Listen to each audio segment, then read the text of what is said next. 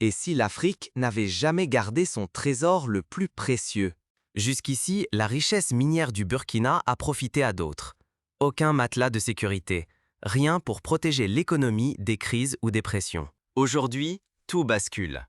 Pour la première fois de son histoire, sous la présidence d'Ibrahim Traoré, le Burkina Faso construit une réserve nationale d'or. Le monde observe. Ce geste remet en cause l'équilibre hérité de l'indépendance. Le saviez-vous? Le Burkina Faso, parmi les plus grands producteurs d'or du continent, n'a jamais eu de réserve nationale d'or. Pendant des décennies, des milliers de kilos d'or, parmi les plus purs du monde, ont quitté le pays sans qu'aucun gramme ne soit conservé pour la nation. Pourquoi avoir laissé filer cette richesse si longtemps? Pourquoi l'or burkinabé a-t-il toujours renforcé d'autres économies? Continuer sur cette voie, c'est risquer de perdre encore le contrôle, de sacrifier l'avenir. Mais une révolution commence. Pour comprendre l'ampleur de ce changement, plongeons dans l'histoire et découvrons comment ce paradoxe a pu durer. Le pillage de l'or burkinabé n'est pas un accident. Il découle d'un système précis, imposé dès la colonisation. Décryptons ensemble son origine.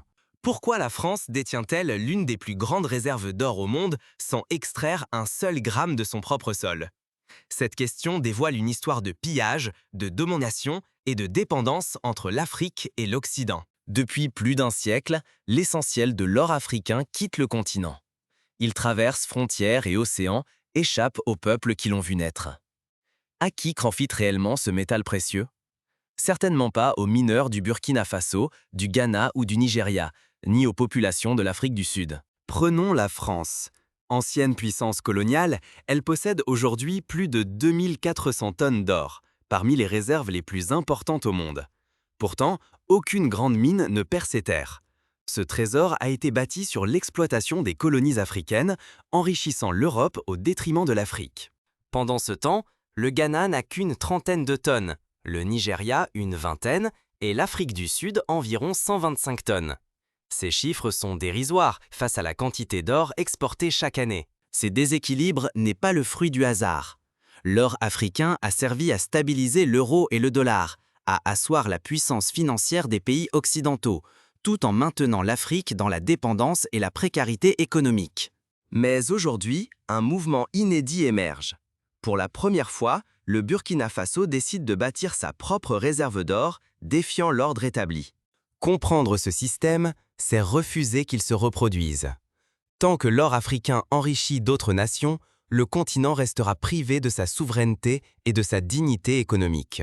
En moins de 2 années, le Burkina Faso a constitué plus de 11 tonnes d'or pour sa toute première réserve nationale. Ce geste marque une rupture historique. L'ordre établi vacille, une nouvelle ère s'ouvre. Sous la direction d'Ibrahim Traoré, cette réserve n'est pas qu'un symbole. C'est un rempart inédit pour un peuple enclavé, longtemps dépossédé de ses richesses. Pour le Burkina Faso, c'est un bouclier contre la volatilité mondiale, les sanctions extérieures et les crises bancaires imprévisibles. Un pari sur la dignité et la souveraineté économique, là où la dépendance aurait condamné le pays à l'appauvrissement perpétuel. L'objectif est clair, atteindre 50 tonnes d'ici 2030, l'équivalent d'une année entière de production nationale. Ce projet est ambitieux, presque risqué, mais il est vital. Désormais, l'or ne partira plus remplir les coffres de Paris, Londres ou New York. Il restera ici, garant de l'avenir des générations burkinabées. Détenir une telle réserve, c'est plus qu'accumuler un trésor. C'est assurer une indépendance financière réelle et poser la première pierre d'une stabilité monétaire durable. Là où les monnaies s'effondrent en temps de crise, l'or demeure solide. En 2008, lors du crash mondial, et en 2022 face à l'inflation galopante, l'or a prouvé sa résistance aux pires tempêtes économiques. Mais cette audace dérange. Déjà, d'anciennes puissances réagissent, inquiètes de voir l'ordre mondial remis en cause. Ce bouleversement suscite autant d'espoir que de tension. Jusqu'où le Burkina Faso pourra-t-il tenir ce cap face aux pressions extérieures? Avec cette réserve, le message au monde est sans équivoque. L'ère de la soumission et de l'exportation brute touche à sa fin. Le Burkina Faso choisit de maîtriser ses ressources et de forger son avenir sur la défense de sa vraie richesse. Et si l'Afrique s'unissait enfin pour bâtir une monnaie solide, adossée à son nord. Cette perspective inquiète déjà Paris et Bruxelles, qui redoutent de perdre leur influence historique sur le continent. Le franc CFA, toujours arrimé à l'euro, incarne cette soumission. Les ressources africaines continuent de nourrir l'Occident, pendant que la population locale peine à profiter de sa propre richesse. Certains accusent Ibrahim Traoré d'instrumentaliser l'or du Burkina Faso pour renforcer son pouvoir militaire. Mais derrière ces critiques, une vérité dérangeante demeure. Pendant des décennies, la France et l'Europe ont exploité une Afrique privée de véritables réserves, enrichissant leurs économies tout en maintenant le continent dans la dépendance. Face à ce système, Traoré propose une rupture radicale. Unir le Burkina Faso, le Mali et le Niger dans une alliance régionale. Sortir du CFA et créer une monnaie réellement indépendante, garantie par l'or extrait du sol africain. Cette initiative suscite une onde de choc. Le Ghana, le Nigeria et l'Afrique du Sud, inspirés, commencent eux aussi à renforcer leurs réserves d'or. Un mouvement se dessine. L'Afrique envisage sérieusement de reprendre le contrôle de sa destinée monétaire. L'enjeu est crucial. Soit l'Afrique se libère du cycle de spoliation, soit sa souveraineté s'amenuise encore pour des générations. Si demain l'Afrique verrouille son or, c'est l'Europe qui devra s'adapter aux nouvelles règles imposées par le continent. Ce serait un bouleversement profond, une redistribution du pouvoir mondial. Mais cette révolution monétaire n'est pas sans risque. Quels obstacles attendent les nouveaux bâtisseurs de l'indépendance africaine? Au-delà des statistiques, ce sont des vies qui se transforment et des villages entiers qui relèvent la tête. La dignité d'un peuple se reconstruit pas à pas. Là où la peur paralysait tout, une stabilité nouvelle s'installe. Les marchés reviennent, l'espoir renaît chez les jeunes et les femmes, désormais acteurs de leur propre avenir. Ces réformes concrètes limitent la fuite des capitaux et créent un nombre important d'emplois locaux.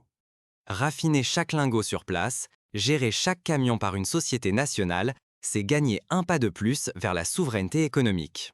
Le Burkina Faso ne se contente plus d'extraire de l'or pour d'autres. En nationalisant une partie du secteur minier, en lançant sa propre raffinerie et en créant des entreprises publiques comme Faso Transit ou Faso Yard, il redessine la chaîne de valeur de ses richesses. Le pari ne s'arrête pas là. D'importants investissements visent aussi l'agriculture pour nourrir la population et relancer les exportations. L'autosuffisance alimentaire, autrefois utopique, devient atteignable. Moins d'importations, plus de revenus pour les villages. Mais la question demeure, cette transformation tiendra-t-elle? Sera-t-elle assez forte pour éviter un retour en arrière ou fonder un avenir digne pour tous? Derrière ces choix, une dignité retrouvée émerge. Le leadership d'Ibrahim Traoré inspire bien au-delà des frontières du pays. Il prouve qu'un autre modèle, centré sur l'orgueil national et la gestion locale, est possible. Le Burkina Faso s'avance ainsi sur une voie inédite, observée de près par tout le continent. Mais chaque avancée s'accompagne de nouveaux défis, à commencer par la réaction des puissances étrangères. Aujourd'hui, une page cruciale de l'histoire africaine s'écrit. Qui la portera plus loin? Trop longtemps, les richesses africaines ont quitté le continent, nourrissant d'autres économies, laissant les peuples sans prospérité. Maintenant, une brèche s'ouvre. Mais elle ne tiendra que si chacun s'en empare, la protège et l'amplifie. Le Burkina Faso vient de créer sa toute première réserve nationale d'or. Ce geste inédit secoue des siècles d'effacement et de dépendance. Il marque le début d'une ère où chaque décision pèse lourd. Continuer à subir ou choisir la souveraineté retrouvée. Au contraire, soutenir cette vague de souveraineté et la faire rayonner, c'est offrir à l'Afrique la place qu'elle mérite. C'est répondre à l'appel d'Ibrahim Traoré et de tous ceux qui œuvrent pour une Afrique maîtresse de son destin. L'enjeu est immense. Il faut décider si l'on sera acteur du changement ou simple spectateur d'une histoire qui bégaye. Accepter la version occidentale, c'est perdre encore nos ressources, priver nos enfants de leur héritage et réduire nos voix au silence. Tout commence par des gestes simples. Raconter cette histoire, la partager, refuser que d'autres écrivent nos récits. Car chaque voix compte pour franchir les frontières, pour que demain, l'Afrique écrive enfin son avenir. N'oubliez jamais la force d'une communauté engagée. Ensemble, il est possible de basculer l'histoire, écrire un chapitre de justice, de courage et de dignité. Le choix vous appartient. Rejoignez ce mouvement ou laisser, encore une fois, l'histoire se dissoudre ailleurs.